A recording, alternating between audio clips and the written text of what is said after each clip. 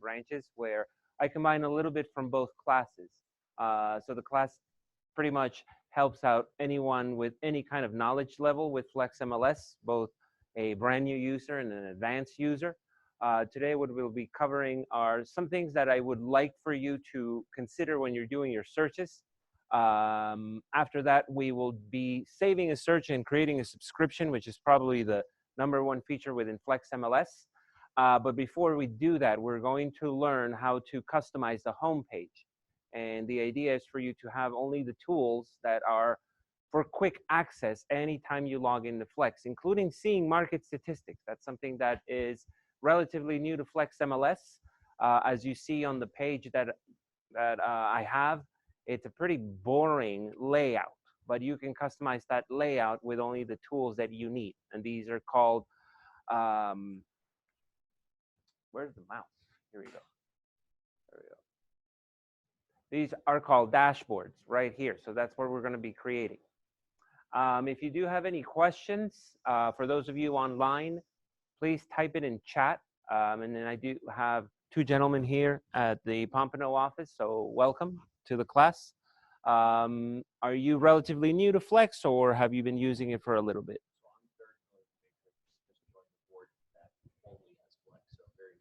Okay, great. So we will be going over the features, and I'll also kind of throw in, for those of you that used Matrix before, the term that applies in Matrix and how it's called in Flex. It's the same software. It looks at the same listings. It's just looks at a little different. That's pretty much it. That's the difference. How about you, sir? I haven't used Flex at all. Okay, so you just want to see what Flex kind of offers. Okay, great. And location real estate provides both. So that's something that you can, there's one that you like better or not, you can get in touch with us and we can make the change happen. Before you do that, just keep in mind, if you're a current Matrix user and you're wanting to switch over to Flex because you like what you see today, keep in mind that if you do have any listings, you will have to cancel them and then you will have to re-enter them in FlexMLS. Contacts do not switch over. That's something that you could export your contact list directly from Matrix and then import into FlexMLS. If you do have any questions about that process, there are tech support lines that I will go over today, just in case you're interested in doing that. But aside from that, that's pretty much you have to do. Oh, your searches don't transfer over. So if you do have any searches within Matrix, you do have to re-enter them in Flex, and there is no way to back them up. So just keep those things in mind in case you decide to jump over to FlexMLS. But like I was telling the gentleman here, FlexMLS and Matrix, we provide 2 platforms to look at the same listings. The way that I can relate this to people is think of the MLS as a computer. And you have Windows or you have Mac. Some people are Windows users, some people are Mac users. That's pretty much the best way that I can relate.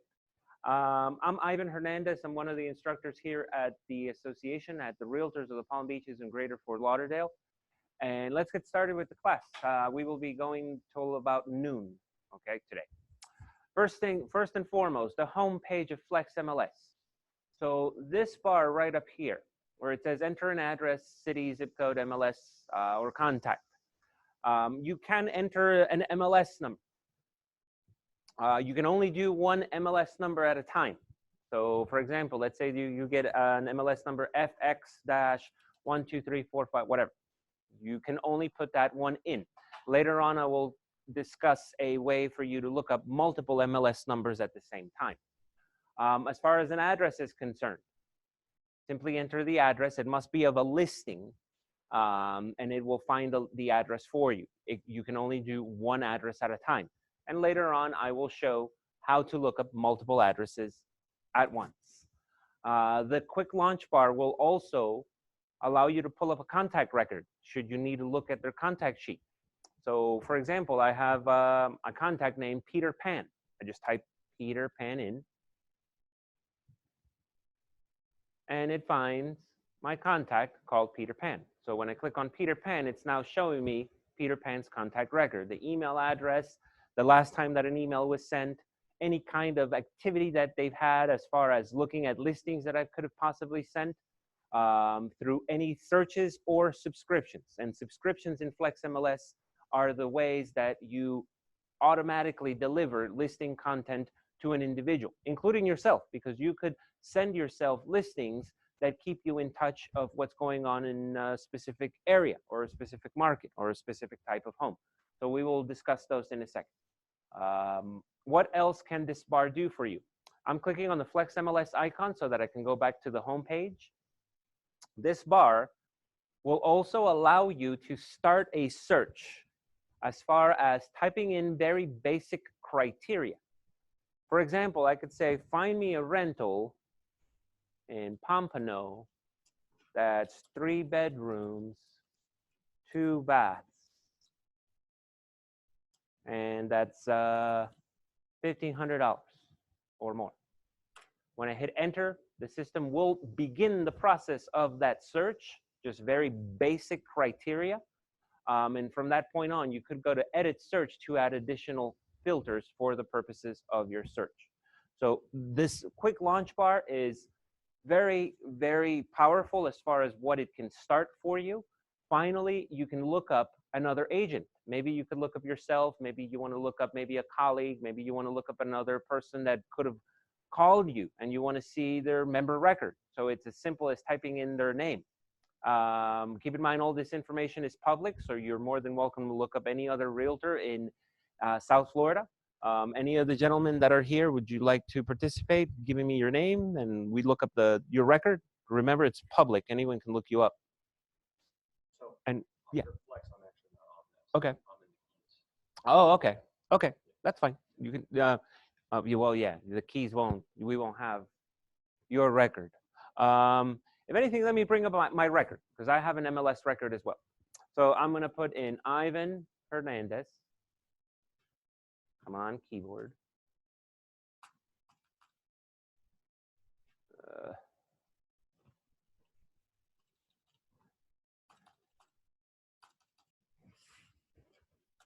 There we go. Ivan Hernandez.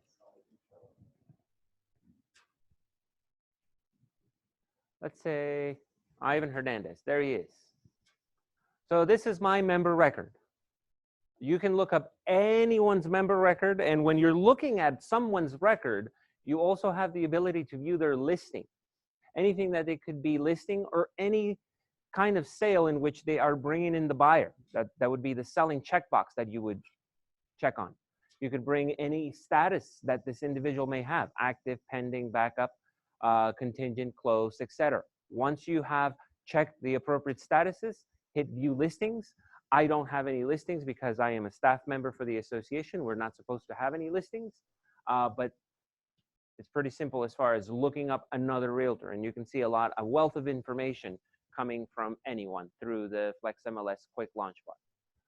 Are there any questions either online or here about this bar and the things that you can do with it?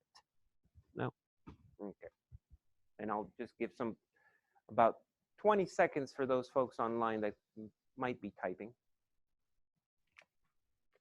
So for your quick search, right, you did rental as your first trigger word. So are these the words? Mine may be different than the word here, but so like I would go residential. You would go residential, okay. Yeah. And we'll discuss the property classes that are available. Okay. The last feature that you have within FlexMLS, as far as the quick launch bar, is if you just click on it and you don't type anything, it's going to show you the recent searches that you've done, whether or not you've saved them. It's limited to the last 5. So if you forget to save a search, see if the quick launch bar was able to grab that criteria. Think of it as a backup. Keep in mind that because you didn't save it, FlexMLS doesn't guarantee to save it within this quick launch bar, but it is possible that it probably saved your search. So always check there in case you forgot to save. This bar right here. Think of this bar like the favorites bar that most browsers have, in which you can put in web pages as favorites, but obviously in FlexMLS is already a web page, so you can make web pages favorite within a web page. But you can make features favorites within the FlexMLS homepage. You could say, on this bar, I want to have the quick search feature. I want to have all my saved searches, the menu option right there. I want to see all my contacts right away. The way that you customize which options are available on this bar is by clicking on the menu bar. And the menu bar is going to give you all of the options that you have available. If you decide to make something show up on this bar, simply hover over the option and then click on the star.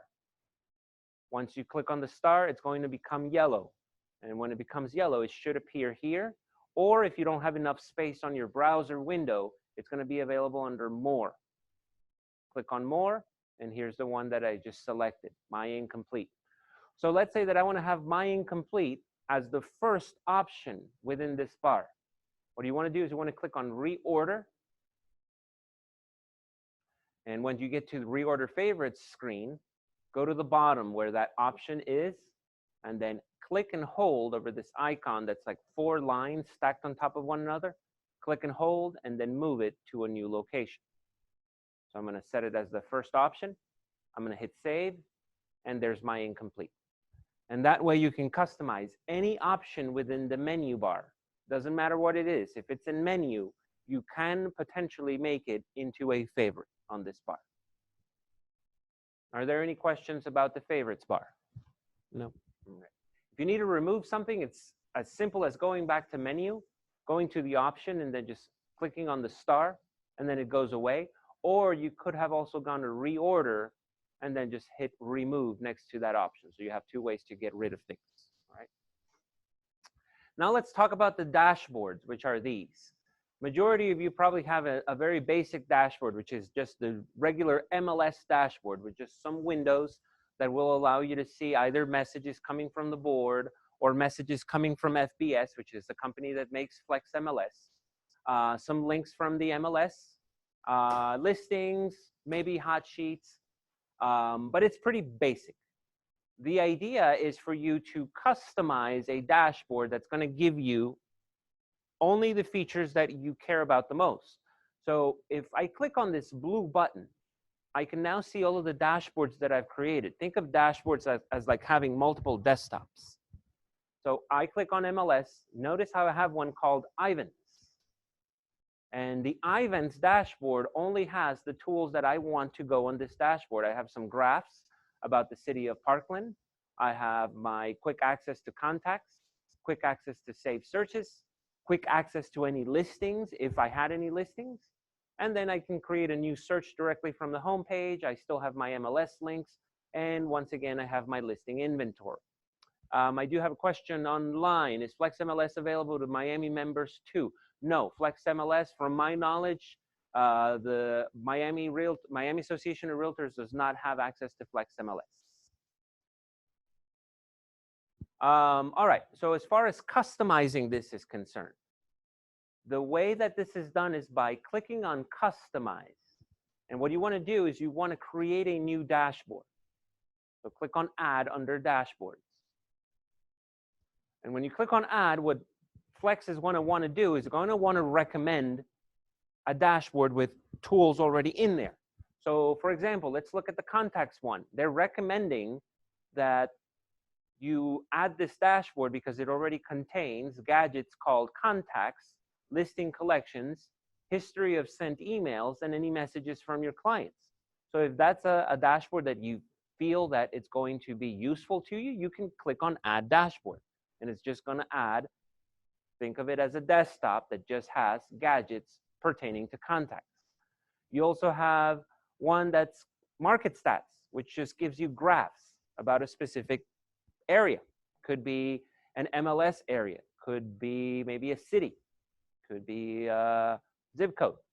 You can add that dashboard and it's going to show you just statistics about that one individual part. What I like to do during class is I like to tell everyone, why not create a dashboard that has a combination of both graphs and features, kind of like what I had. And if in order for you to do that, you have to go as a blank dashboard and you have to give it a name. That's why mine was called Ivan. You can call it whatever you want. So today we're going to call this Practice dashboard. And then I hit create. So when you're creating a blank dashboard, FlexMLS is going to want to show you all of the gadgets that you can choose from. You can either click on all and see all of the gadgets that are available, or go categories. So the add change category is just going to show you the gadgets that are available for adding and changing listings. If you want to add the My Listings gadget, click on Add Gadget. Let's go to Contacts. If you want to see your most recently used contacts, hit Add Gadget under Contacts. I like the My Sent emails because once you get into the home page, you're going to see the most recent emails that have been sent from FlexMLS. Could have been automatic, could have been manual, but at least you have that quick view as soon as you log into FlexMLS. Which other ones do I like? Let's go into listings. So within listings, we could add the My Listings gadget, which is going to show you your inventory. You could also look at your saved searches, which is how you will save any kind of criteria into FlexMLS, whether it's for you or whether it's for a client. So this is a useful one for you to have on the home page. Let's go to statistics. If we click on statistics, we can now see those graphs that you saw earlier on my screen. And we have very useful statistics. We have sale to original list price ratio. And as you know, that is the percentage of how much a listing closed in relation to how much it opened up in the market. That's an extremely useful statistic, especially when you go to your listing presentations, because it's nice to tell the seller, hey, in your area, majority of homes are selling for 95% of what they originally listed for. And that way, the seller could prepare themselves for a 5% reduction. I really like the sale to original list price ratio one. Prices, a chart with average and median prices of a specific area. Days on market, how long is it taking to sell a listing? And when it comes to these graphs, what I recommend doing is setting the graph to show mostly your farm area. Especially if you're marketing yourself as an expert of a farm area, it's nice to be able to quickly understand what these averages are for a given month, just in case a client were to tell you, hey, so on average, how long is it taking to sell a home in Pompano? Because you set Pompano as your area for the sold days on market, you can quickly tell them, oh, it's roughly taking 60 days or 90 days or however long it's taking. So that's the idea of these graphs. Once you're done selecting the graphs, click on Return to Dashboard. And we're now under the practice dashboard that we just created. Notice how the My Listings gadget is here. We have the listing maintenance gadget that we added at the very beginning. Contacts, My Sent emails, My Listing inventory, Save searches, and here are the graphs. As you notice, everything is stacked on the left-hand side of the screen. Not very either practical or organized. So you could move boxes around, and all you need to do is hover over the title bar of each gadget and move it to a new location. So I could say, I want the days on market to go to the very top.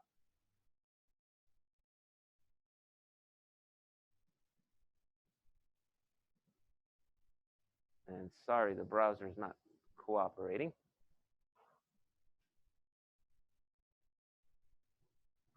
Here we go. Days on market. It's now at the very top. If anything, I could move days on market to the right-hand side. There we go. Days on market on the right-hand side. Give me a second. Another thing that I can do is I could rearrange how these gadgets are laid out. I could have them maybe horizontally instead of laid out vertically. So if I want to modify that layout, click on Customize again, but then within the options for that practice dashboard that we created, click on Change Layout.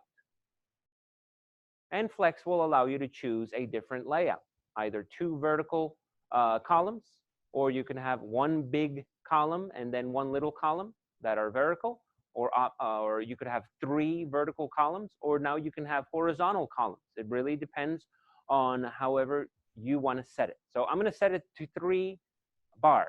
I'm going to set it to 3 columns. And now I can say, okay, I want my graphs up here. So let me go down to the sale to original list price ratio and bring the graphs to the top of the screen. And prices, let's bring prices above to the top.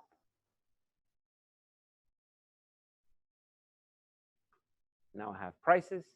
Then I have my contacts, and I'm going to bring contacts here.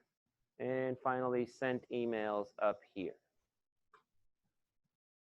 So a couple of things that you should consider. When it comes to the gadgets pertaining to features within Flex, not graphs, there's nothing that you have to set up. It's showing you directly from the feature contact. So this contacts gadget, it's showing you a preview as if you were to click on contact management. If you click on contact management, you can now see all of your contacts. Well, the home page is now showing you your contacts, but at a reduced scale. Whereas the graphs do have to be set up with the specified location, because at this time is giving you graphs for the entire MLS, and the entire MLS covers 5 counties. And we're talking about Miami-Dade County, Broward County, Palm Beach County, Martin County, and St. Lucie County. So if we look at this graph, average days on market in those 5 counties is about 85 days. But, you know, they always tell you in real estate school, the entire 5 counties is way too broad. You need to pick up farm area. So in order to set up this area, what you want to do is you want to click on these 3 little dots that you see on top of each gadget. Click on them, and that brings a menu, but just for that gadget. When you click on the gadget, click on settings. And this is where you now set up the property type and the location. So because we're in Pompano, I'm going to pick on Pompano. I'm going to click on location, and I'm going to type in Pompano. Double click on the city, and now Pompano is set up. Could we add another city to this gadget? No. You can only have 1 location per gadget. But that doesn't mean that you can't have multiple areas that you want to see the price chart for. So in that case, what you would have to do is, I'm going to save this city, and I'm going to leave it at residential. So now it's showing me the prices, average prices for the city of Pompano. But let's say I want to now focus on the average prices for the city of Fort Lauderdale. So I now need to go to customize, and I want to add gadgets. And what I'm going to do is I'm going to add a gadget of the same. I'm going to add another price gadget. So I'm going to go to statistics.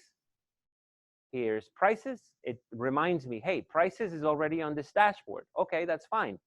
But we can only set 1 location. I need to add another location. So hit add another. And we now have a second price gadget in the dashboard. I'm going to return to the dashboard. And now I'm going to go to the bottom where that price, the new price gadget I added should be. I'm going to drag it to the top. Where did it go? Oh, here it is.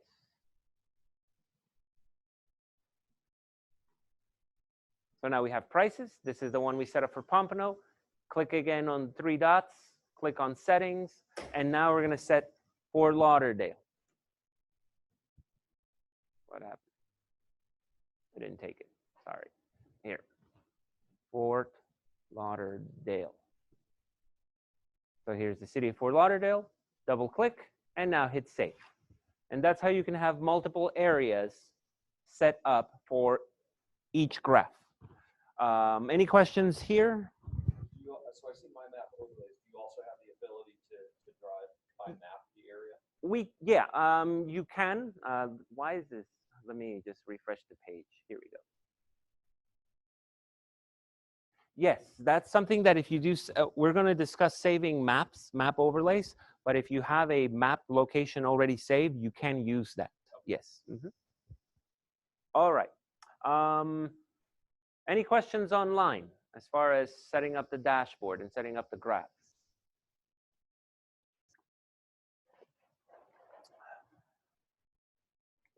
Okay, no questions online. Here's something that I did. This could be very useful to you.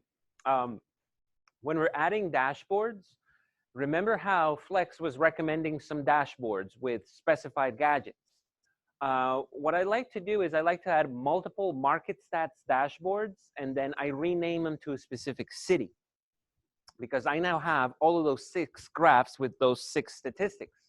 Once I set up each individual gadget with that specified city, notice that when I go to the home page of Flex, I'm going to log in and I see my default dashboard, which is this one.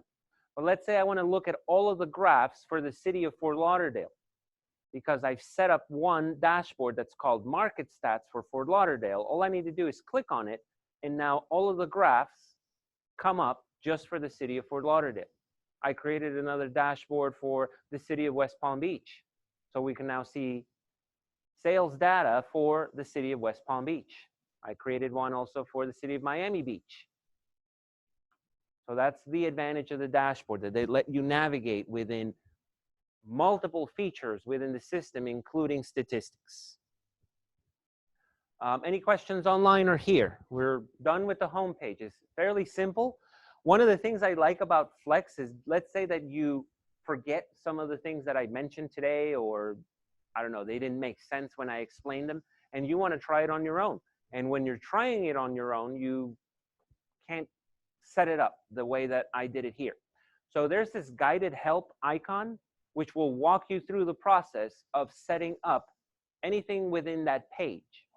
As a matter of fact, if I go into guided help, but instead of guided help and clicking on, listing searches, customer flyers, what's new in FlexMLS, why not tell the system that I'm on the home page and for it to only show me articles that relate to the page that I'm on?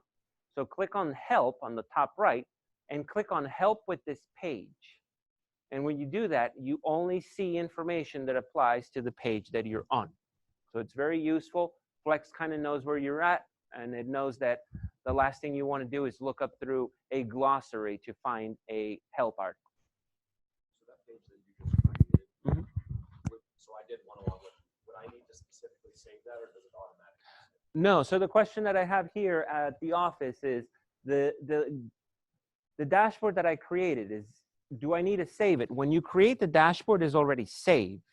All you're doing is picking and choosing gadgets, and when you add the gadgets, there is no save button. When you hit add gadget, it's there. If you do need to remove a gadget, what you will do is click on customize, and then you can either do remove the entire dashboard, or if you want to get rid of just this gadget, click on this menu and click on remove to get rid of just that box. Okay. When my FlexMLS starts, it starts on the IVAN dashboard, and that's because I set it as the default. So if you wish to set up your dashboard as a default, you will have to, and let's go to the practice dashboard we created today. I'm going to click on customize, and then I'm going to click on make default, so that every time you start the system or every time you click on FlexMLS, it's going to return you to that default. Okay. Awesome. Any questions here or online?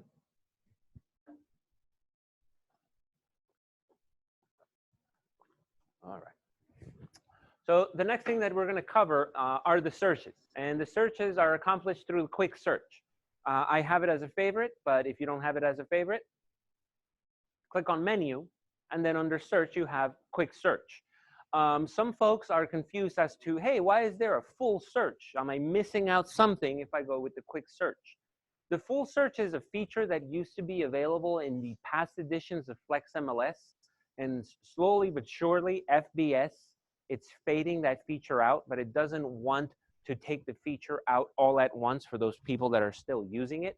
What I recommend as an instructor is to always use the quick search, because eventually the full search will be going away.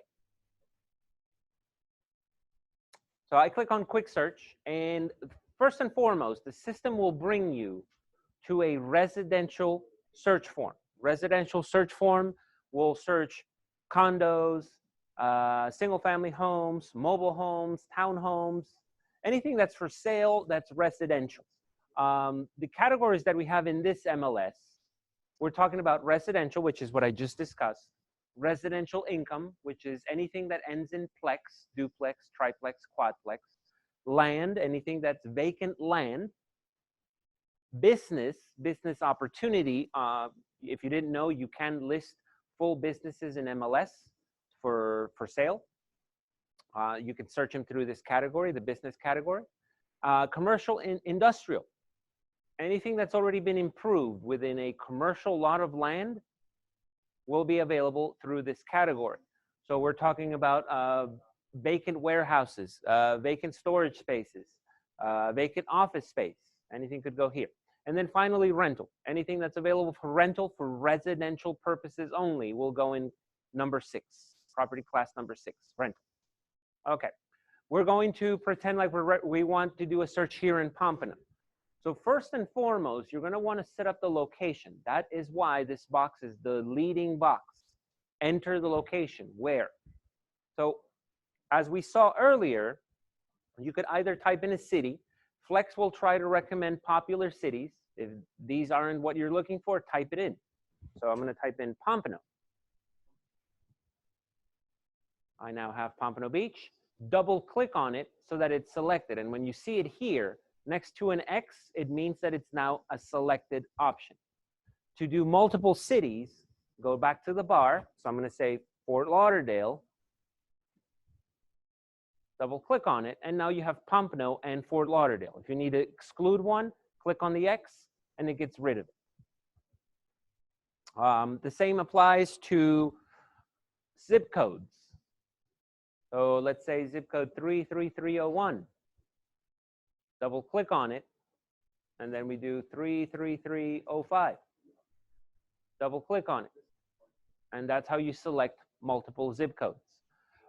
You can mix and match. You could say Fort Lauderdale and 33305, which is only going to give you listings that are in both Fort Lauderdale and then match that zip code. Just be very careful when you mix and match, because there are zip codes that are zoned to different cities. I can tell you the Fort Lauderdale branch of my association, it's within the city limits of Wilton Manors. And if I were to say, give me Fort Lauderdale as the city within the zip code, any listing that's adjacent to the Fort Lauderdale branch of my association will not be found, because it's in a different city. So just be very careful when you mix and match. But you can do that if you need to. I'm going to go with Pompano. So let me restore Pompano. We then have the statuses. Simply select the status that you need. If you need to select multiple statuses, if you're on a PC, hold the control key as you're clicking another status. If you're on a Mac, hold the command key while you're clicking on another status. If you're on a tablet, you do not have this problem. You just select the statuses that you want to apply to your search. When it comes to statuses that could involve a date range, so I'm going to unselect active, and I'm going to select closed. Right down here, you now have the off-market dates, and sold date becomes selected, and it recommends 365 days back. You could say, well, I only need 6 months back, so that's 180 days, 180. Okay, that's perfect. But what if you don't want to do the math? You don't want to say, oh, how many days are in 6 months? What you can do is say, I want 6, and then where it says days, click on it so that it changes to months. And you could change it to years if you want to just do 1 year instead of 365 days. So you have a couple of varieties as far as how to enter days to go back. What if you have a specified date range? So let's say from January 1st of this year to March 31st, you want to get the first quarter. All right. So What you have to do is you have to click on this icon. That's an arrow that's pointing to the right and an arrow that's pointing to the left. When you click on it, the input form changes, and you can now specify the start date. So I'm going to say 01/01/2019, or you could have clicked on the calendar to select the date, and then the end date, 03/31/2019. And now the system is showing you only closed sales in Pompano that occurred between this date and this date. So a couple of ways to get that accomplished. All right, let's go back to active listings. And let me unselect closed. To unselect an option, you're going to have to hold a control or command key, depending on the computer that you have, to unselect. And this doesn't apply if you have a tablet. On the right-hand side, as you've noticed, FlexMLS will give you how many listings it's matching based on the current criteria. You can go and view the results here or view the list if you want. Let's say I want to see these 1,096 results. I'm going to hit View Results. The system will now bring me the listings that match that criteria. But if I need to go back to the search, hit Edit Search, and it's going to bring you to the page we were just on. As far as list price is concerned, relatively simple. You have a minimum and a maximum. So let's say these folks were looking for anything between 300,000 to 500,000. I would just say 300, and Flex will bring in the last zeros for me. Then I say maximum 500. What if they wanted exactly $500,000? If that's the case, what you have to do is type in 500 on both sides. And it's now looking at listings that are exactly $500,000. What if they say 500,000 is, I want to start at 500,000. Make sure that you leave the max clear. That way it's just giving you 500,000 or above. And the same applies if they say I can only afford 500,000, then you would leave the minimum clear and type it in under max, 500,000 to 0. The same applies to bedrooms, bathrooms, garage spaces, square feet. It's the same input boxes, and the same idea applies. Let's talk about subdivisions. There might be a chance where a client tells you, I want to live in X subdivision, or maybe you're running comps for the subdivision. So as you know, in MLS, the subdivision field is always listing agent discretion. The listing agent could either use the legal subdivision name or the most commonly used subdivision name as far as the market is concerned. Whatever it is, it's always listing agent discretion. When that's the case, we could run into problems because let's say Palm Air here in Broward County. Palm Air is spelled out Palm-Air.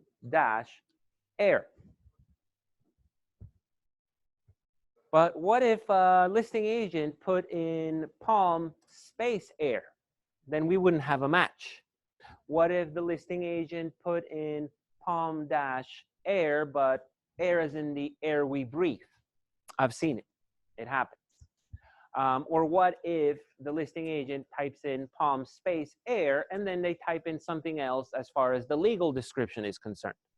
Unfortunately, some folks copy and paste the legal description into the subdivision name and to the subdivision field, and that should not be the case. All right, so how do we minimize human error?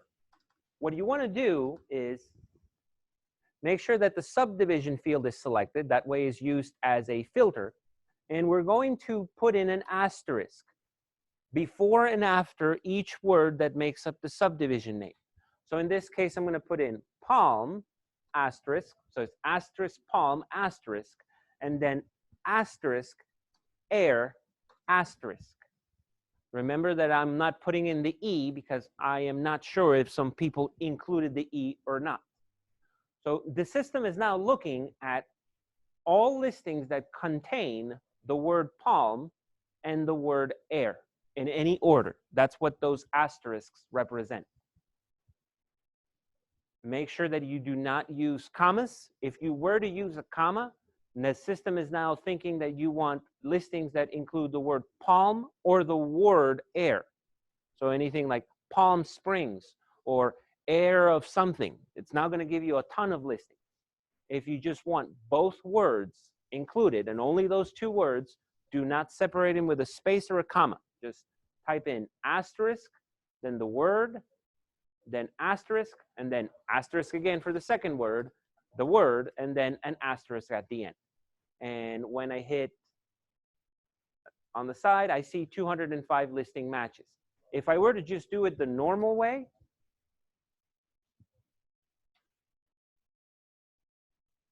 notice how we have less. We would have missed out on a quarter of the listings, and that's because of the human error part of when you're typing in things within MLS. And it's not an error, it's just, keep in mind, it's listing agent discretion. Any questions about the subdivision input? No. Any questions online?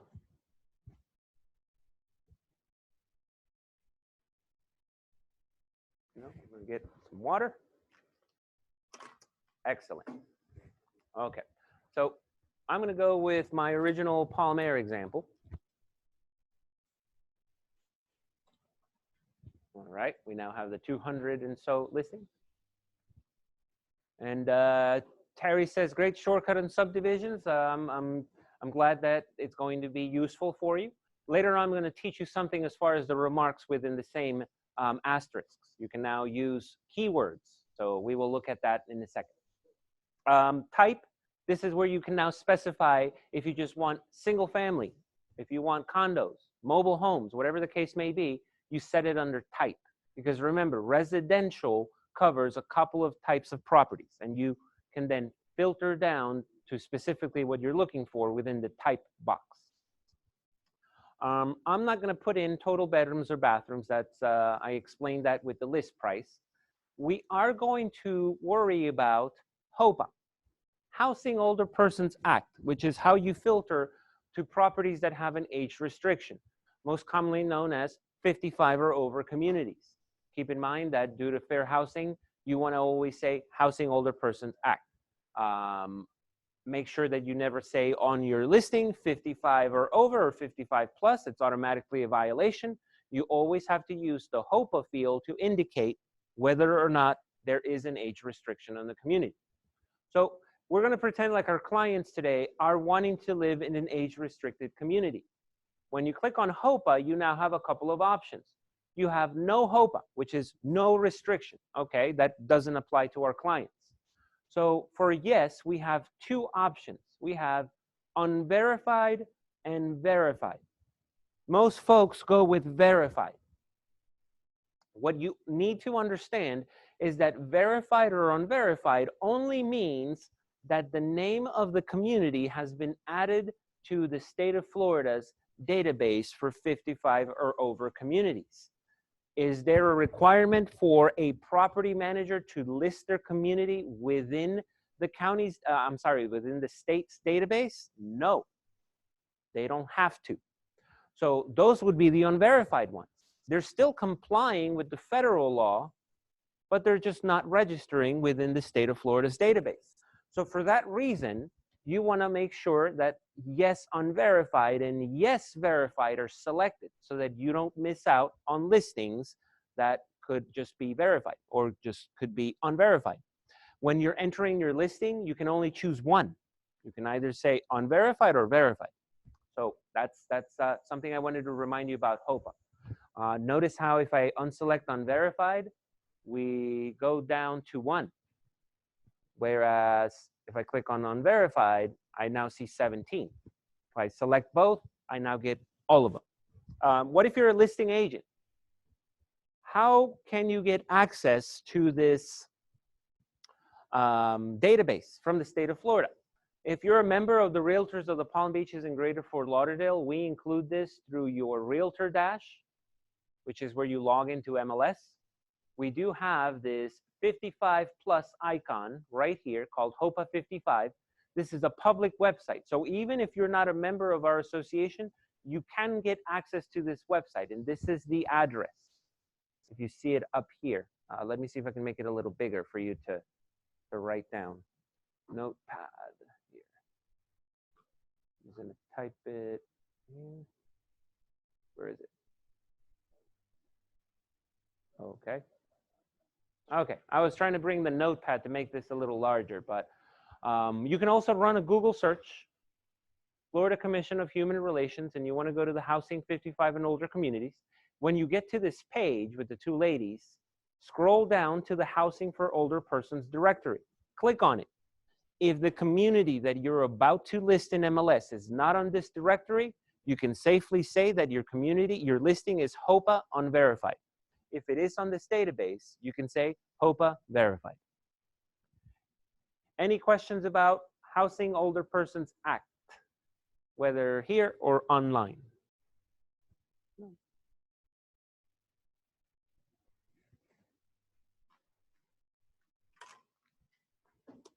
All right. So I'm going to leave the Hopa filter in. Actually, let me remove the Hopa filter. Let's say that our clients are wanting a washer and dryer. Very simple to add additional fields into the search. You don't even have to know the name of the field that talks about washers and dryers. If you're familiar with the forms in South Florida, the washer and dryer would be a selection within equipment or appliances in the residential input form or on the rental input form. Okay, you don't have to know that. All you need to do is where it says add a field to the search, click on and say washer. My washer, here we go. Equestrian features, washer and dryer hookup. We don't plan to put any horses there, but notice how there is a washer option under equipment appliances. So we have two options. We could either just use washer or bring the entire field for all of the appliances to show on my search. If I want to do that, click on the plus sign and it's going to bring the entire field. If you just want to bring in washer, just click on washer. I'm going to bring in washer. It brings in equipment appliances, but it just brings the washer option. So now I can say dryer. Okay. Here it is. Equipment appliances included, dryer. Click on dryer, and now I have washer and dryer, which I can now select the boxes, and the system is now looking for properties that have a washer or a dryer. A washer or a dryer, meaning if the seller is only providing the washer but no dryer, it's not going to show as a feature. So now you have to tell Flex, in case this applies to your search, that you want both of these options. What you're going to do is you're going to click on the word or, and you're going to set it to and. Both options are going to be set to and. And now the system is looking at properties that contain a washer and a dryer within the equipment appliances included field. So now we have 101 listings.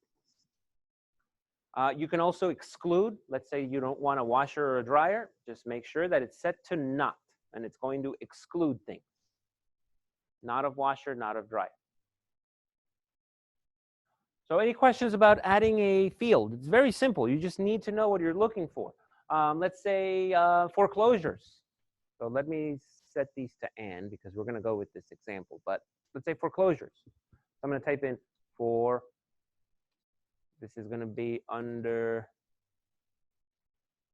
special info. In Flex, it's called bank owned. See, it's not called foreclosure. So the thing is that the word foreclosure will not show as something editable within the listing. So what if you're wanting to look for listings that do talk about some sort of foreclosure? You could go into the remarks and add it as a keyword. I'm going to add the remarks field. So here we have the remarks, and I'm going to say public remarks. And within the public remarks, using the knowledge that we got from the subdivision example with the asterisks, we're now going to surround the word foreclosure with asterisks. We're now telling FlexMLS that we're looking for listings that contain the word foreclosure within the public remarks. Notice that at this time I do have other filters set up, so it is possible that, let me just remove some of these to see if there's any listings. Seems like there's no foreclosures in Palm Air. Let's see if there's any foreclosures in Pompano. No foreclosure. Okay. Let's see if there's any in Broward County. We now have 28 listings. So if I look at a listing, I'm going to view the results. We're going to explore now the results. To access a listing, click on its MLS number. There's also another format that you could be reviewing listings. You could click on this button, and this button, what it's going to do is it's going to show you a preview of the first photo on the listing. Click on the MLS number. You now see the residential full report on the right-hand side. And if we go to the remarks section, it's going to be at the very bottom. Great investment for anyone over 55, well-kept community, house has updates, well enclosed, pre-foreclosure. So that's how you can use the keywords within the remarks field to search for items that may not be an option within the form, but that you still feel that agents could be writing within the public remarks field. Other examples would be the word fixer upper. So you could say asterisk fixer asterisk and then asterisk upper asterisk, and then it's going to find only listings that contain those two words. So that's just Are they allowed to have that 55 plus? No, this one would be a violation. If you do want to report some sort of violation, now that we're here, since the gentleman brought it up, you could report something. Anyone can do this. We actually ask you to help us maintain compliance within the MLS. So, and keep in mind that when you're reporting compliance, it's always anonymous. No one knows that you reported, only the board knows, but the agent won't know who reported them. So to report this, what we want to do is we want to go here where it says more. Oh, no, it wouldn't be under more. It'd be here. Report violation. These three dots at the very top, click on report violation, write out a brief description of why you feel it's a violation, and it now goes to the compliance department for investigation. Okay. They remove it at board, or they make the agent throw it in? It's a notice, a courtesy notice is sent to the agent for the agent to remove. Yes. Yeah. Mm-hmm. All right. Let me go back to the search. Why is it a violation? So yeah, it's discriminating. There's some folks that feel that even though they're 55, they shouldn't be considered old. So an age restriction would then go into that arena. So that's why we always say use Hopa. Hopa. Don't say 55, because 55 is a discrimination.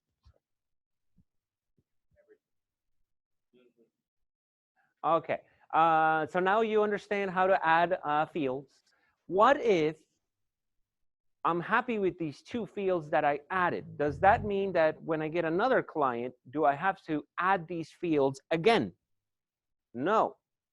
What you can do is you can save it as a template so that these two fields, these two that I added, come up every time I want to do a residential search. And this is where you now will use the save button. Click on save.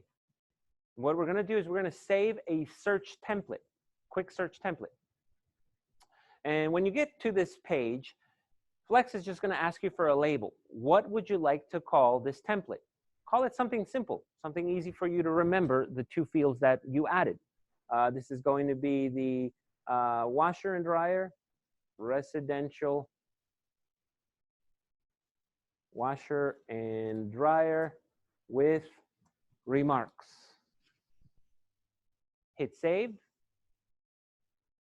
And now you have a quick search. So when you have the next customer and you now want to use that search, I'm going to go back to the home page. We're going to start from scratch. I'm going to hit quick search. But up here, where you choose your property class, click on it and scroll past the sixth one, the rental one. And you're now going to see all of your templates. Notice how I have an HOA and membership fee template. I have an MLS public property search that I created. I have a rentals with washer and dryer. And the one that we created earlier, residential washer and dryer with remarks. When I click on it, it now brings those two fields that I added earlier. So it doesn't mean that you have to add the fields every single time. Just make sure that you save it as a template. If you keep in mind that for you to use FlexMLS on your phone, there is an app. It's called the FlexMLS Pro app. When you have these templates stored, they also follow you on your app. So when you're doing a search, you're only going to have the fields that you need for that one given type of search. Any questions here or online about templates? Okay, let me just restore the search that we were at. Pompano.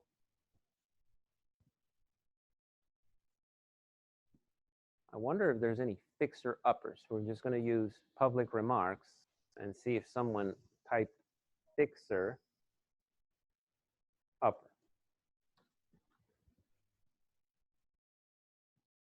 Do you put two Two. stars in between? Yeah, it's an asterisk before and after. Yeah, it's before and after each word. There's no spaces between each word. Mm-hmm. Think of the asterisk like quotation marks for each word. Yeah. Okay, so we have two listings that are in Pompano, which are active, and which say fixer upper. We're going to pretend like we have an investor today. So I go through the listing. You know, this I check the remarks.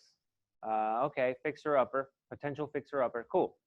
I have a couple of options as far as how I want to share these listings. I could email the listings to the person. Clicking on email will do a one-time listing. You can either do an interactive version, which is going to take them into the portal, consumer portal, where they can view the listing. They can only see consumer reports, so they won't see agent reports through here. Or you can do a printer-friendly version. Printer-friendly versions are also consumer-based. Think of them as flyers. Those are the two options that you have. When you hit an interactive version, then the system is going to say, do you just want to send the current listing, or do you want to send all of the results? And then you can either select the contact or add a new contact from here, and then type in a message and send the email. You can also hide documents, which are attachments, which are added into the listing. Keep in mind that the attachments are free for anyone to view in MLS, but perhaps you feel that the client shouldn't see the attachments. So if that's the case, make sure you unselect documents. Open houses. You can also disable the open houses for these two listings. And I did hear once an argument from an agent saying, look, I don't want my client knowing when the next open house is available, because when they get the listing, they're going to know that the listing agent is going to be there, and they could potentially do a deal behind my back. That was the argument that I heard, and I was like, look, you know what? You do have a point. So if you feel that way, or you feel that your client should know about the open houses, unselect the open house option, and then email the listings. Keep in mind that's a one-time listing. But the idea today is going to be to give these listings to the investor automatically.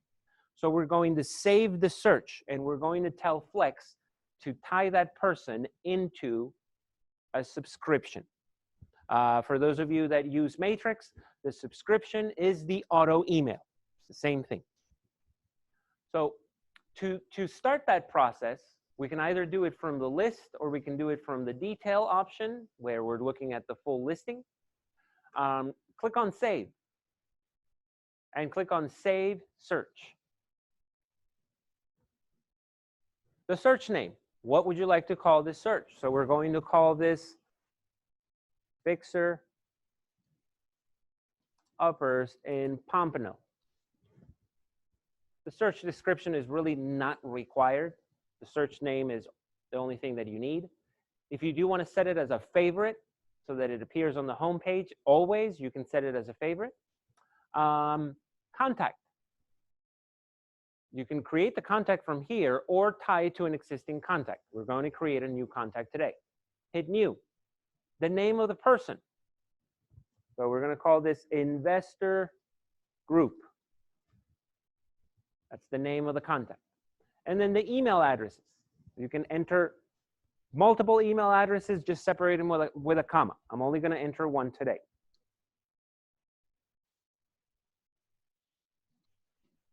Create a portal account for this prospect.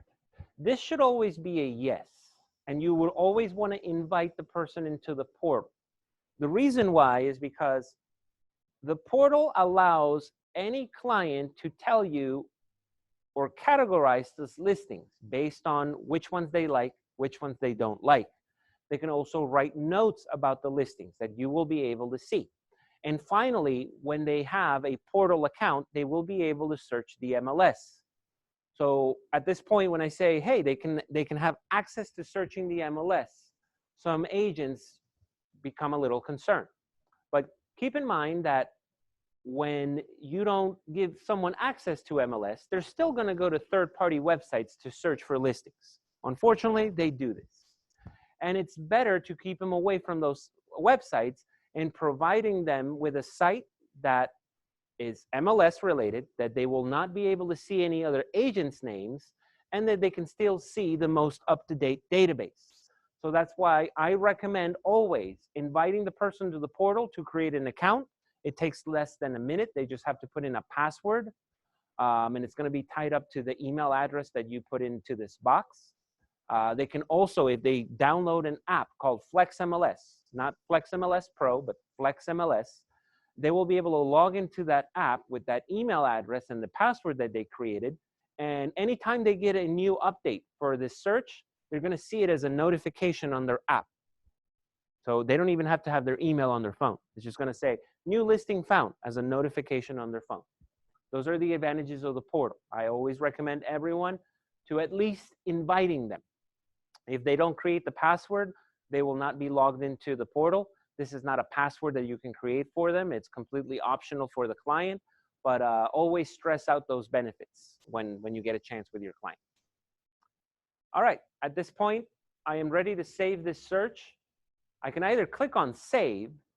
If I do this, the search is just going to be stored for my eyes only. And if you ever need to pull it back up, you're going to pull it up from save searches. Today, however, we're going to do a subscription so that investor group can receive automatic updates of any time a listing in Pompano in which the remarks say fixer upper is delivered to them. So I'm going to hit save and add subscription. Flex is going to save the search. And by default, it's going to say subscription for fixer uppers in Pompano. Okay, that's fine. That's a good subscription name. Notification of new listings. By default, it's going to want selected contacts. So those are the people that you added in the prior screen or that you linked if they were an existing contact.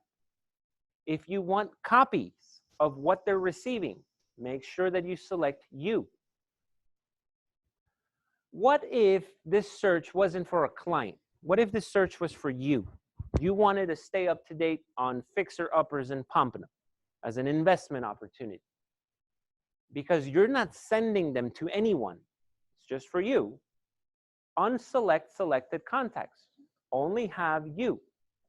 You don't even have to have any contacts here. And what that's going to do is it's going to email you anytime a new listing comes up.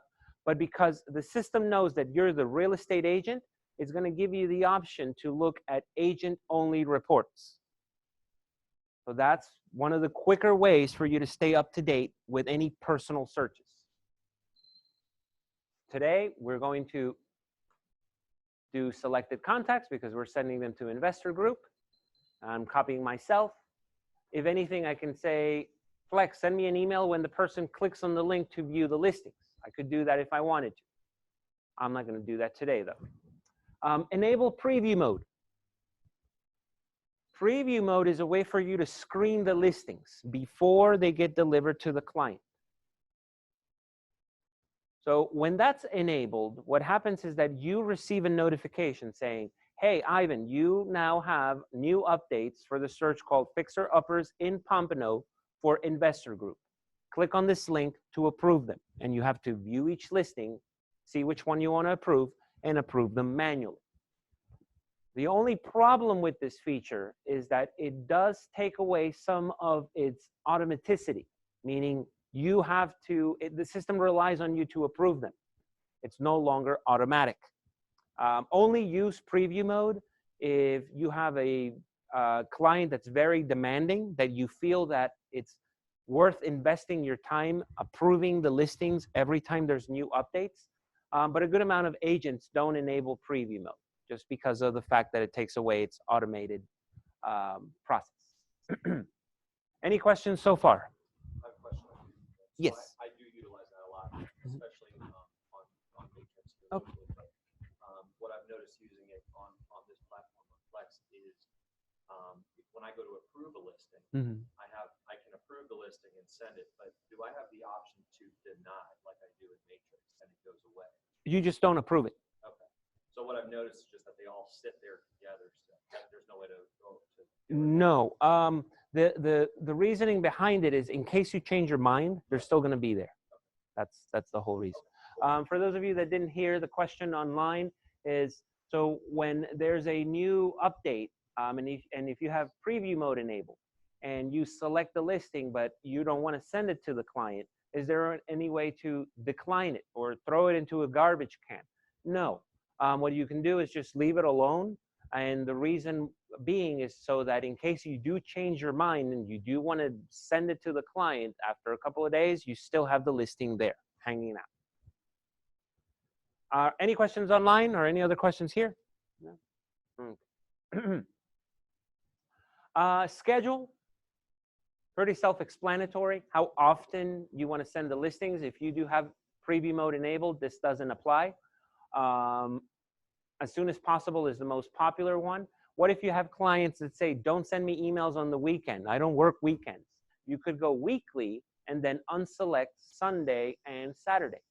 So now it's just sending them Monday through Friday. It's really up to you. Email content. Okay, so on the subject line, keep in mind that this is going to be the message that will be sent to the person every single time there's an update.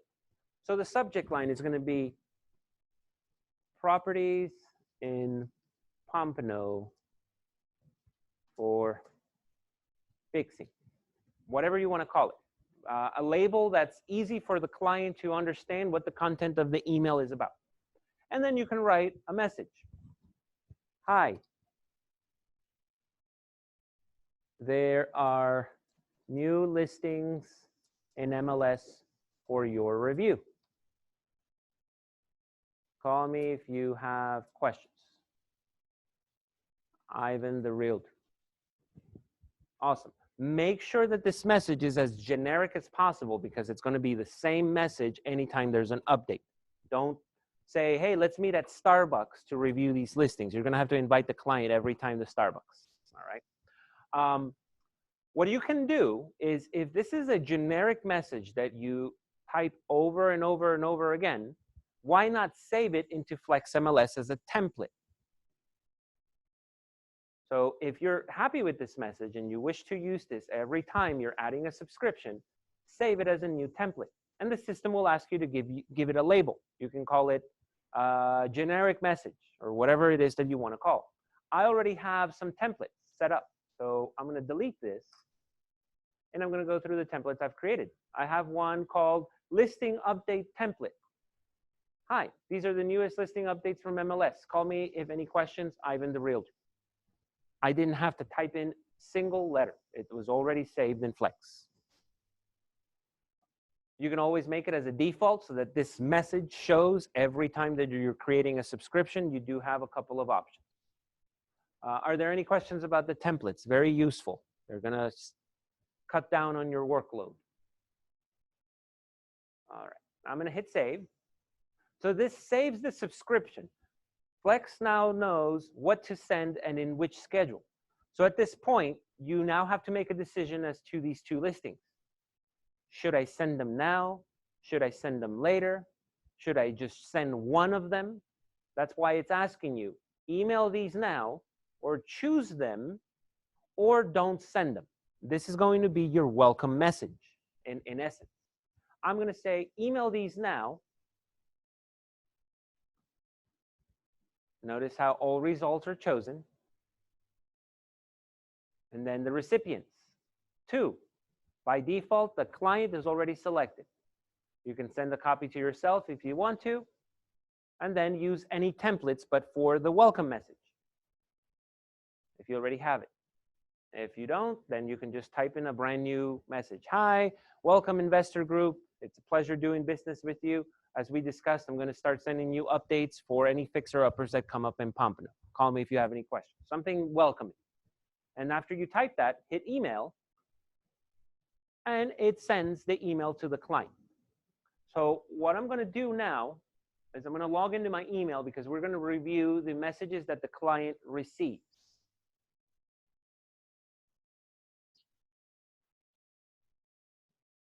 Should be here. Okay. Okay. So there's a couple of messages that are sent. The first one, it's going to be this one. New listing updates from Ivan Hernandez. If it's a brand new client, it's going to be a default welcome message from Flex saying, we're excited to be helping you with your real estate needs. To get started, please confirm that you want to receive these listings. The person would click on, yes, please send me listings, and that's an authorization that they are going to be enrolled on a reoccurring message. This has to be done to comply with spam regulations. That's email number 1. Email number 2 is going to be a message that you can tell Flex to send to all of your new clients when you invite them to the portal. And on this one, welcome to your personalized MLS portal. This site will allow you to review all properties I send you via email, and in addition, you will have the ability to conduct your own searches. In essence, what I explained, what the portal was, you can put it into writing, and you can customize this message to be triggered every time that you invite someone to join the portal. I will later show you how to personalize this message. That's email number 2. And then the third email, the 2 listings that we found today. Follow this link to see the page, and the person would click on the link, and they will start viewing the listings. Remember the message from earlier? Let me find it. This message, yes, please send me listings. If they click on their listings, that also approves the subscription. So they don't, if they miss this one, by clicking on this, they will now start the subscription. And it even tells them there, clicking to view this listings in this email confirms you want to receive new listings updates. Before we start looking at the listings, I want to show you where I was able to customize my photo and where I was able to customize this message, the message in which I am inviting them to join the portal. This is all done through, let me minimize this. We go to menu, and we now go to the area that talks about my preferences. And under my preferences, we want to go to portal preferences.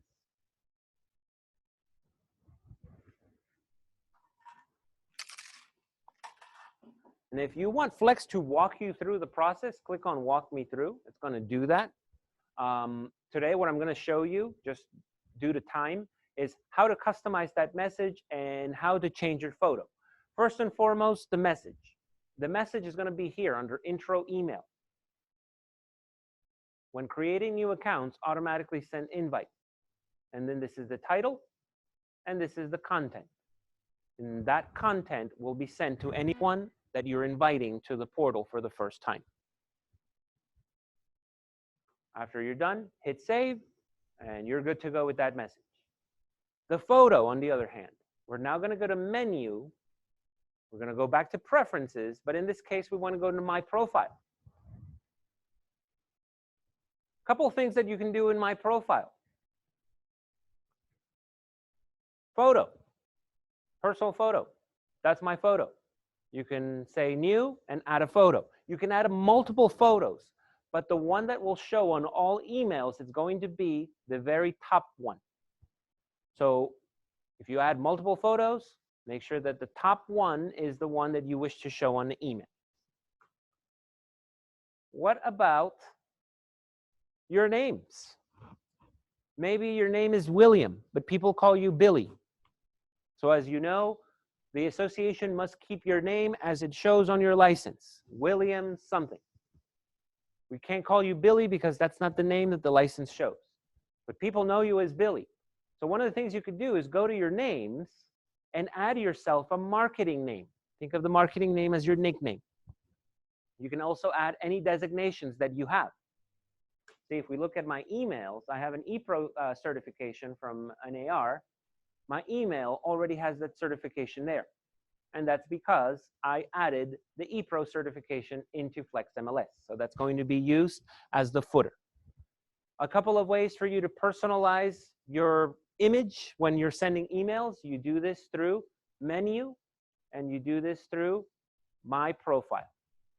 There's other areas here within Quick Profile Maintenance that you should take into consideration. We don't have enough time today to cover it, but if this interests you, you can always go to Quick Profile and then go to Help, and then go to Help with this page to see what this is all about.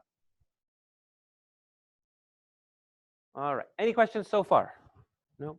Okay, so we're about to explore this portal.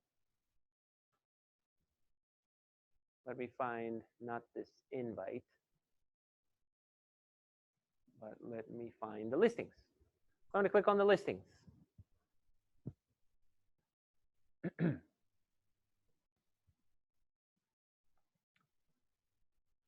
As a client, Flex is going to show the two listings that you sent on that email, their location on the right-hand side.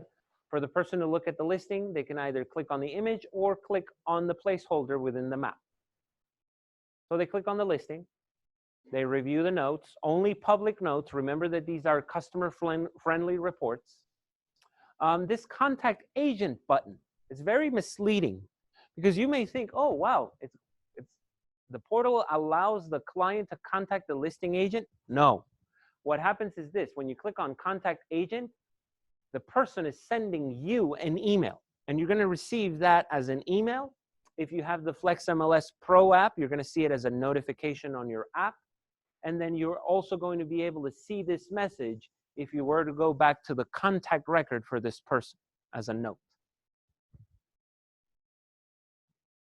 What else can people do in the portal?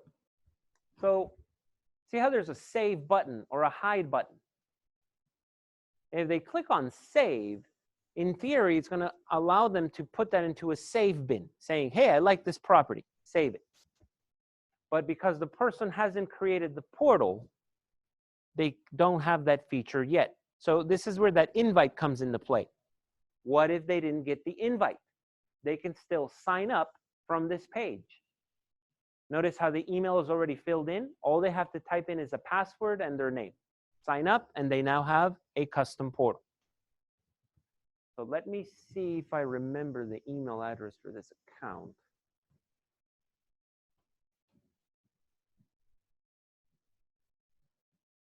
There we go. Yes, I do remember it.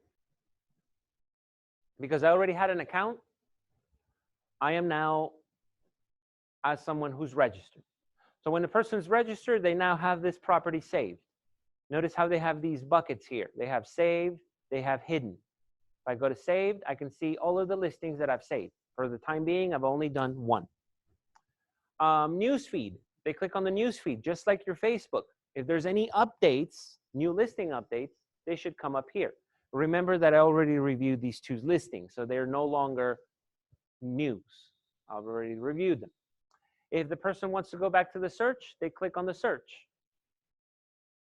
This is the search that you set up for them. I talked about searching the MLS. The client can do that. The client can say, I'm going to go to this bar and I'm going to type in a city. So I'm going to type in Fort Lauderdale.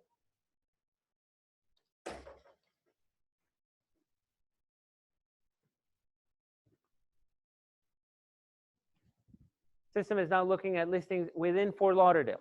Okay. Wait. Fort Lauderdale. Perfect. From here, the person has the ability to filter. Click on filter search, and they can add additional filters. List price, total bedrooms. I'm going to just put in list price from 400,000 to 500,000. And I only want residential listings. So I'm going to get rid of the other ones.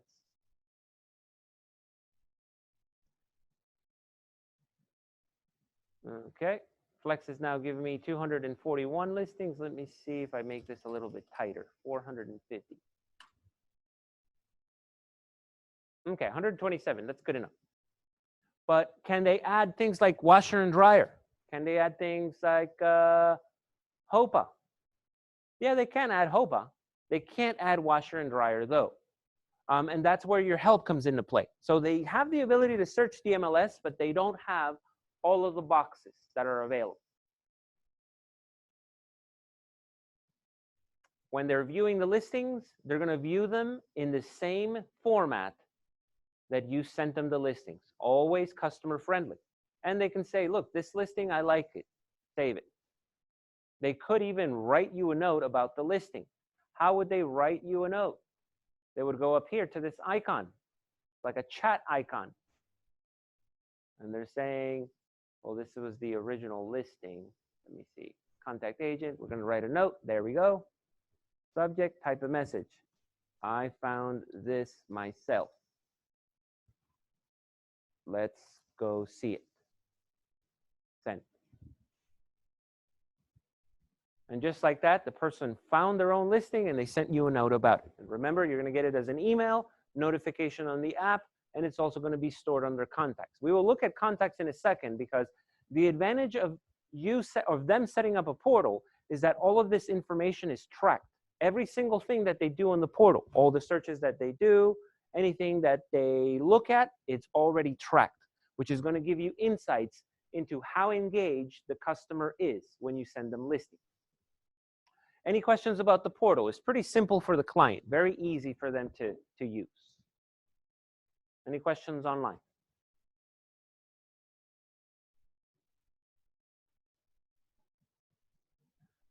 Before I leave the portal, see how there's this share button? Maybe they love this property so much, but your client feels that it's a good fit for one of their friends, not them. When they click on share, it's going to render a public link. When they share that with their friend, notice how your name comes up as the person providing the listing. So then that friend could potentially call you. In essence, your client becomes a lead generator for you. So tell them about the share button.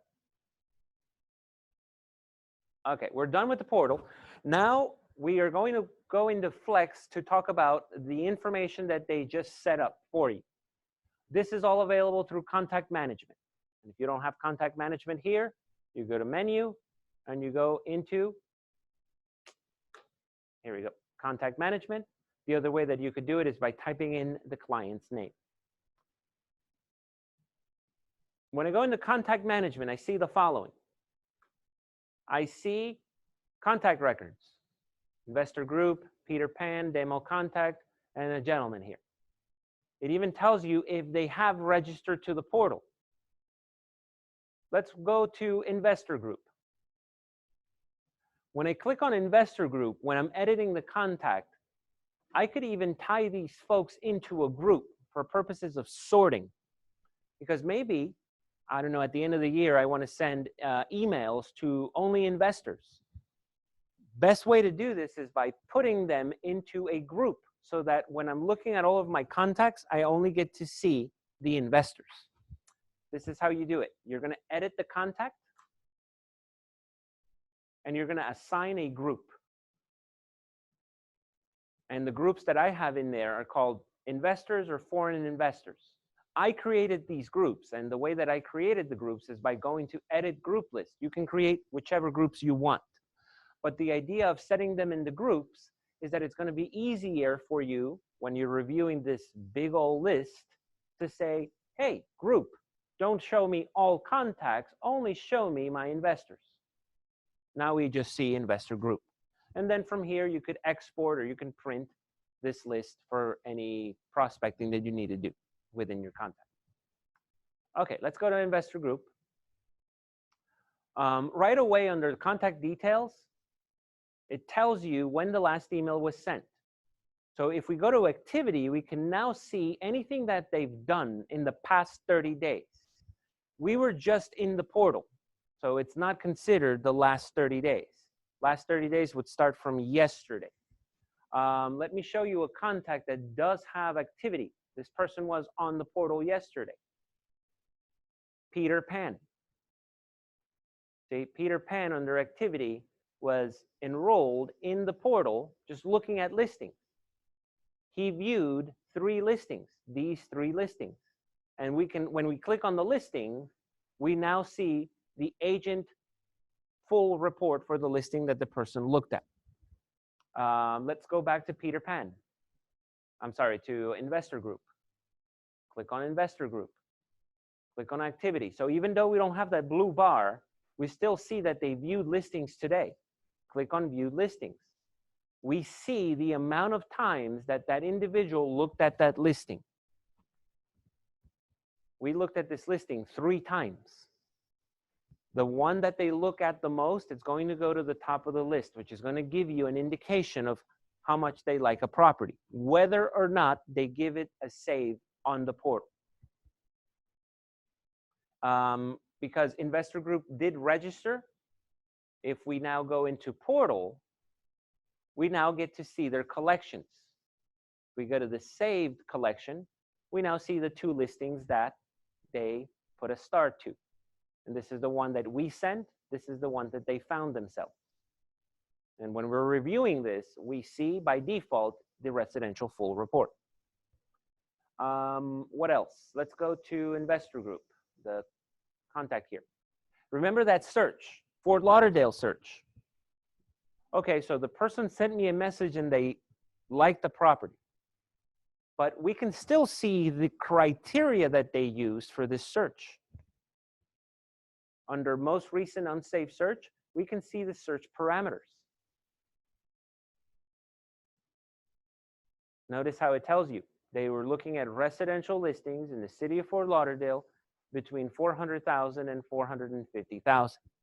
Now you have an idea of other places where they might be looking at, either for you to prepare yourself to maybe bring up the topic in a very subtle fashion. Don't say, hey, I noticed that on my portal you looked at listings in Fort Lauderdale. No, that's going to scare them away, obviously. They feel like they're being tracked. Bring it in a very subtle way. You know, there's good deals in Fort Lauderdale. I've been looking at listings that are coming across my office that are about 425. And they kind of match what you're looking for in Pompano. Have you ever given it a thought to live in Fort Lauderdale? Something like that, something very subtle. But it's very useful that FlexMLS gives you this information, because many times when they're doing their own searches, they might not tell you right away what they're looking for. And finally, messages. So that note that they wrote you, remember that it's delivered as an email, as a to the app as a notification, and you can also see it through messages within the contact record. I found this myself. Let's go see it. You can reply to it from here, or you can reply to it from the app, or you can reply to it from your email. A lot of things that the portal will give you. Encourage all of your clients to register for them. It's very easy for them to register and for them to use. Are there any questions about the portal? No. Any questions online?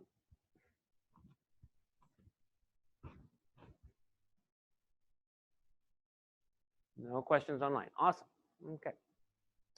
What we're going to do now is we're going to switch gears, and we're going to use maps for the purposes of searches, the last half hour of this training session. When I go to quick search, and let me just take away this template I created. Just go to residential.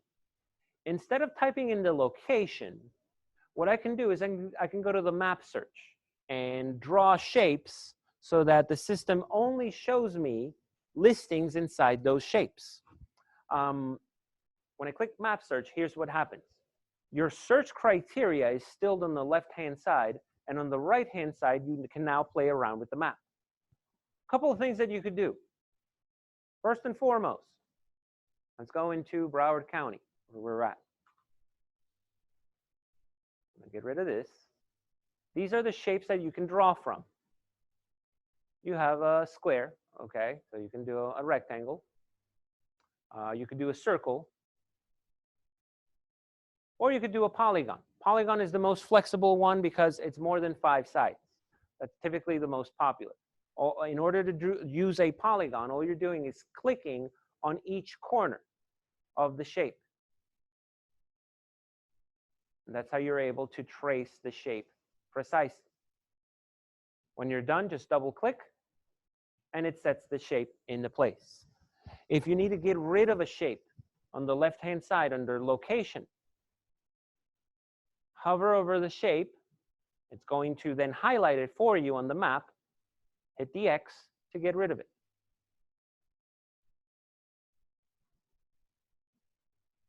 You can also change the view of the map if you want to go to satellite.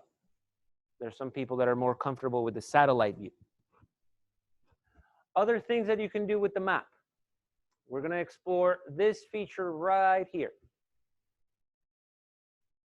Measure. You can measure anything.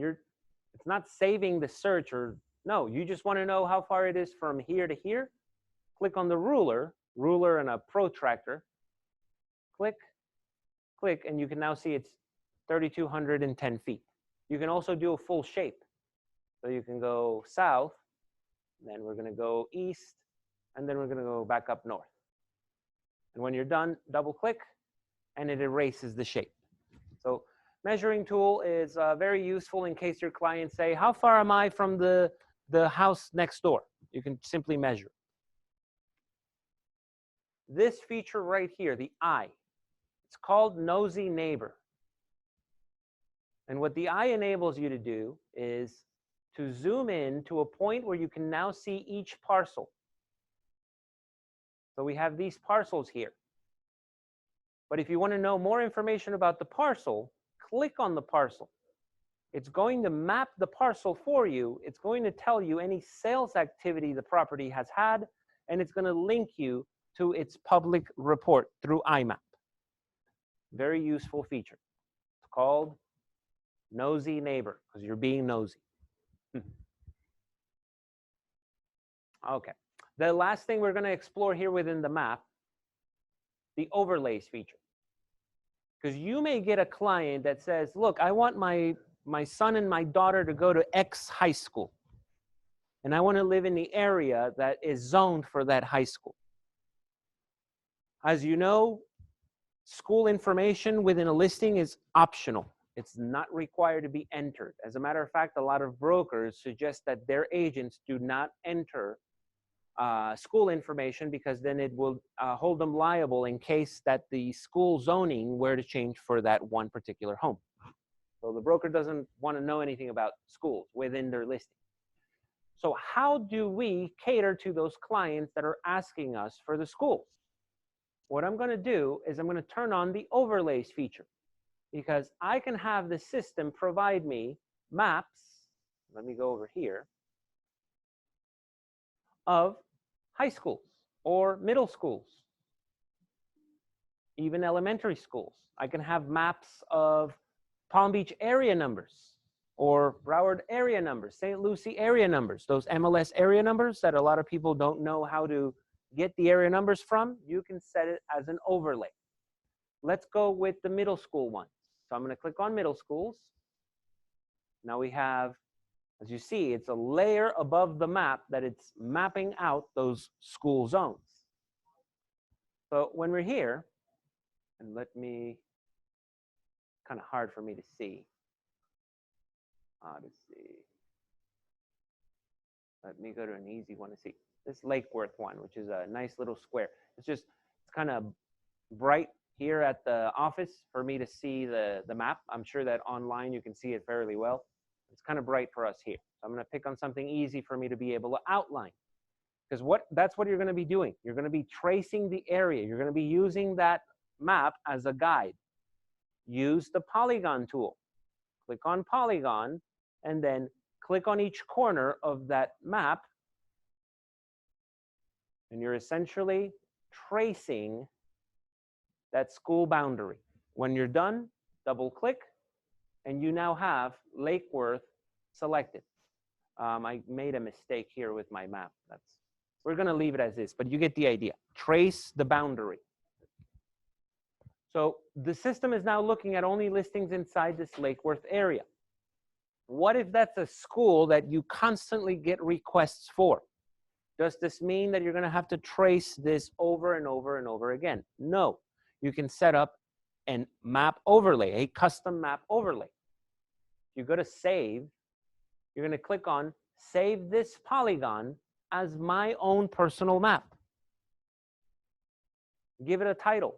So I'm going to say Lake Worth Middle. Hit save. And here's what's going to happen. When you're doing a new search for a brand new client, I'm going to go to quick search. I'm going to pull up my maps. And I'm going to go to my overlays. Click on overlays.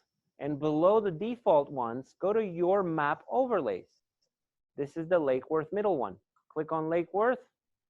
And we now have the overlay right here, already set up for us without having to trace it over and over again.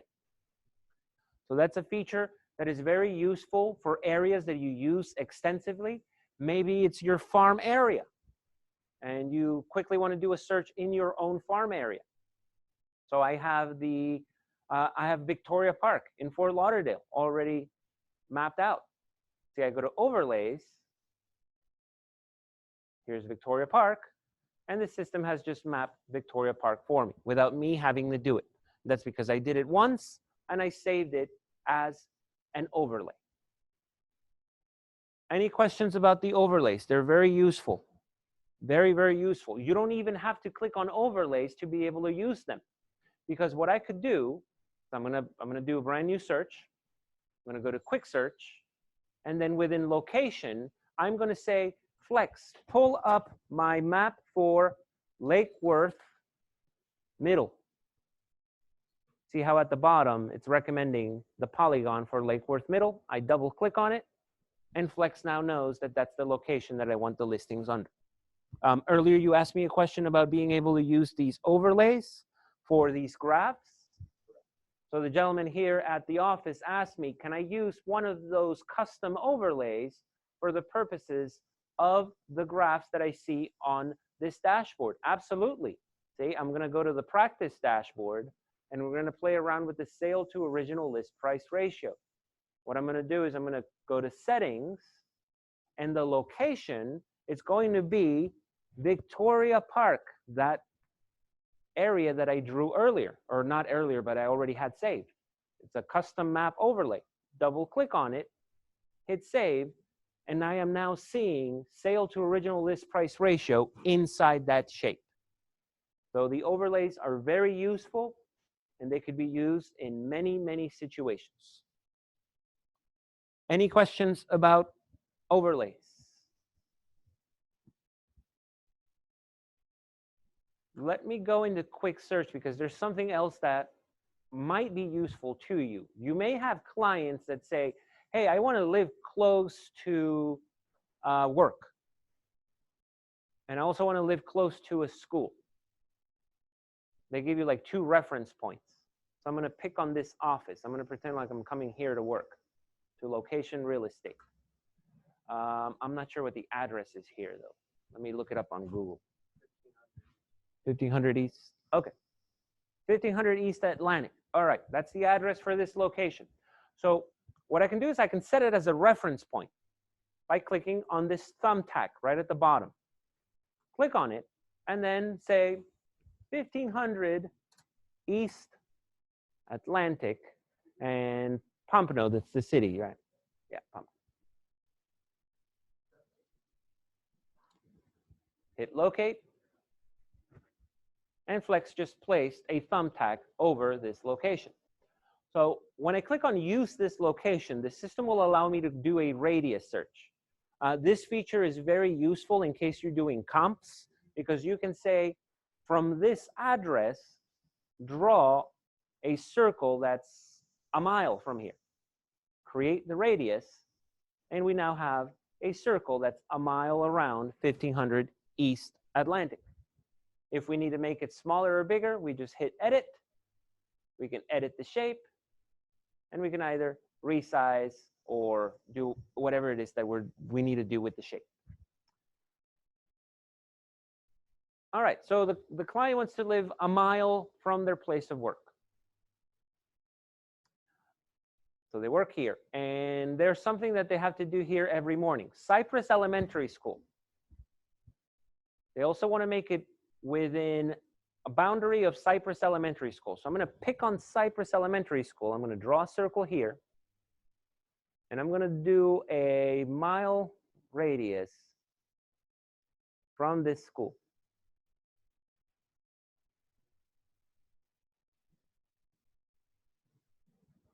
I know I am sounding like a very, very picky client, but you know they exist. They say, I want to live within a mile of my son's school and also within a mile of where I work. Right now, Flex is showing you listings in here and also in here. How do you get rid of these listings that are not in the intersection of both shapes? Go to where it says shape and change within to intersection, and you will only see the listings that fall where the two shapes intersect. This feature is very useful when they give you two reference points and they only want to live when those two reference points intersect. Are there any questions about that intersect feature?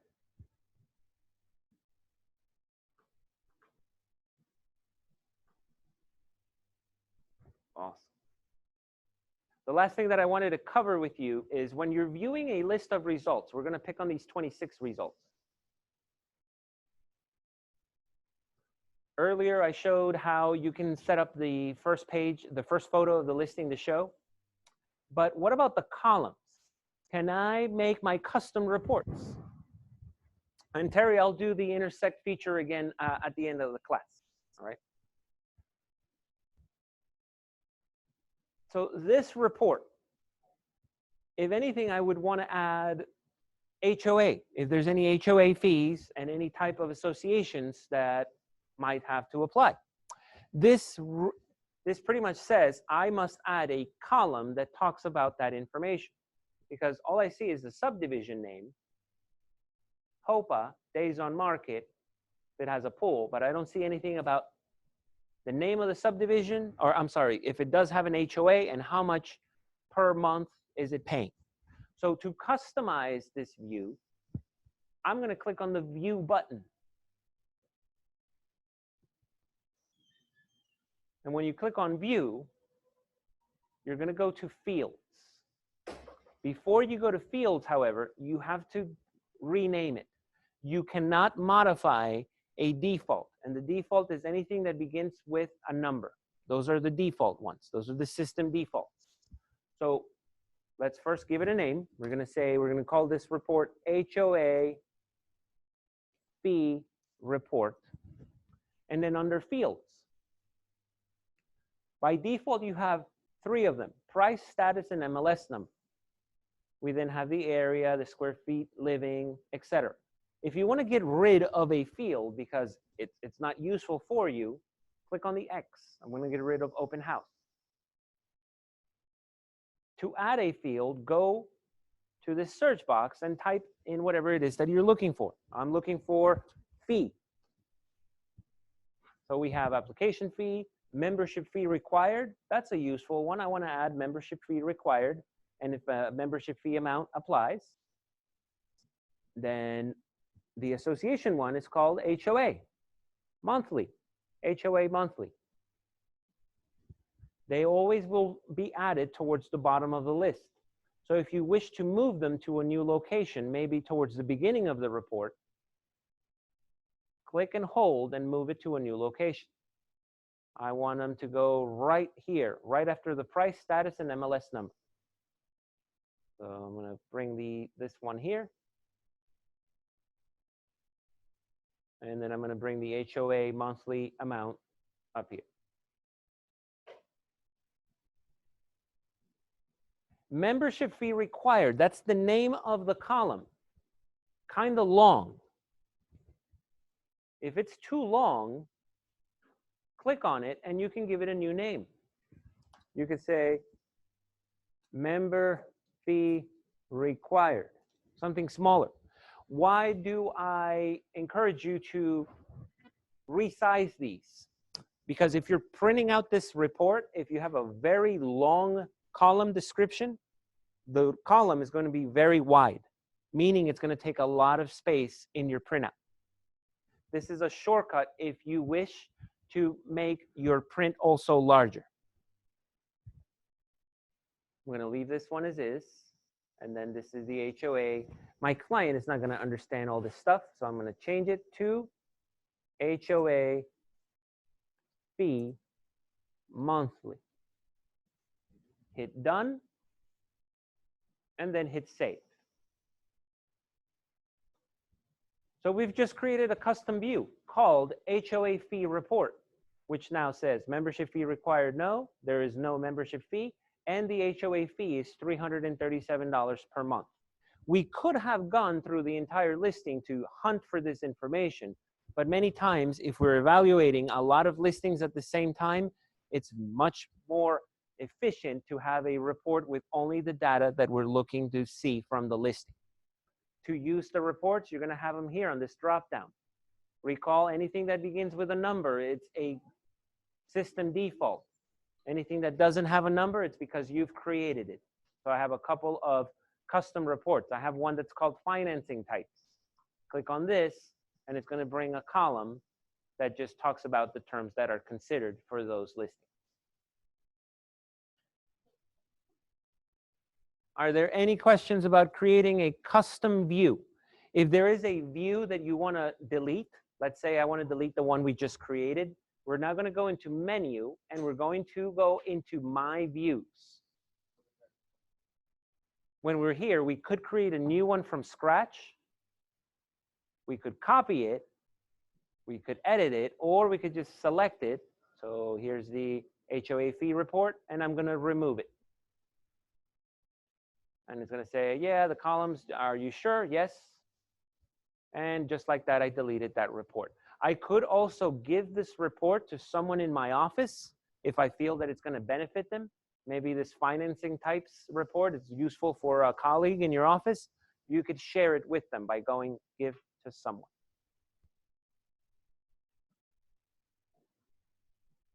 Any questions about anything I covered today? I know that Terry online wants to see how to do the intersect feature in the map, so I'll do that in a second. But any other questions for this class? I kind of combined things that were covered in Flex Part 1 and also Flex Part 2.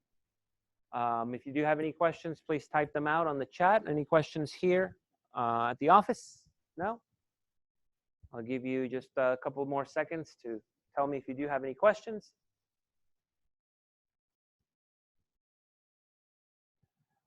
What is the site for the Hopa info again? Okay, Terry, are you a member of Palm Beach Greater Fort Lauderdale Association? Okay, so because you are a member, under your Realtor Dash, you don't have to worry about what is the site. It's going to be an icon right up here. This icon with the colors, Hopa 55+. You click on that, and that's going to take you to this website. No problem. Any other questions?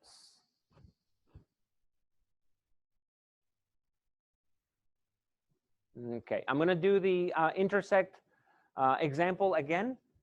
But if you do have any questions, feel free to type them into the chat. I'd be more than happy to answer them after I'm done with the intersect feature in the map. So to do the intersect feature, what I did is I went to quick search. And I went into the map search because we have to use the shapes. Your client is going to give you 2 reference points. They're going to say, I want to live close to this place, and I also want to live close to this place. So when that's the case, what you could do is use this thumbtack to set up the address of one of the places. So I'm going to locate the address, and the address is going to be 1500 East Atlantic Boulevard, Pompano Beach, Florida. Locate. Flex just located the address. So it's asking you, do you want to use this thumbtack? Yes, you have to use it. And from here, we're going to do a radius search. So your client says, I want to live within a mile of where I work. Okay, 1 mile. Create the radius. We now have a circle that's a mile around this address. So then the client tells you, I also my son goes to school here, Cypress Elementary, and I want to live within a mile so that he doesn't have to switch schools. So because it's already on the map, I can go straight to the drawing tool for the circle, and when you're drawing a circle, it's going to tell you how wide the radius of this circle is as you're dragging the circle to make it bigger. So we're at 1/2 mile. We're a 1/4 mile. Uh-oh. There we go. And the way I was able to pan over was by using my keyboard. What I did is I clicked on the right arrow on the keyboard so that I could move the map a little bit more to the east. Okay, so I'm at 1 mile. I click and hold, and the circle from 1 mile around that school is set. So now the question is, how do I tell Flex to exclude the listings that are outside where the 2 circles intersect? I need to go to where it says shape, currently set to within, click on it and set it to intersection so that only the listings that intersect show. And that's how you use that feature. Did that answer your question, Terry?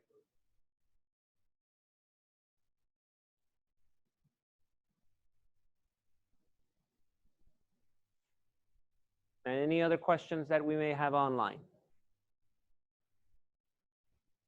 Or here? No? If that's the case, I want to thank everyone for joining me today on this FlexMLS class that we teach on the road. If you have any questions, there are a couple of ways for you to get support as far as FlexMLS is concerned. So you do have the association. Our number is listed on our website. Easiest way to get into our association is by going to rapb.com, and our number is going to be here on the top right-hand corner. You can also chat with us, and we offer chat service also on the weekends. So there's staff that works on the weekends in case you have any questions about your membership or any MLS-related questions. As far as tech support from Flex, you can go to the Help tab and go to Contact Support, and there's a 1-800 number that is open 7 days a week, or you can send an email for support. But we're also available at the board in case you want to call us. Thank you, everyone, for joining me. I hope this class was useful, and I will see you next time. Thanks again. Take care.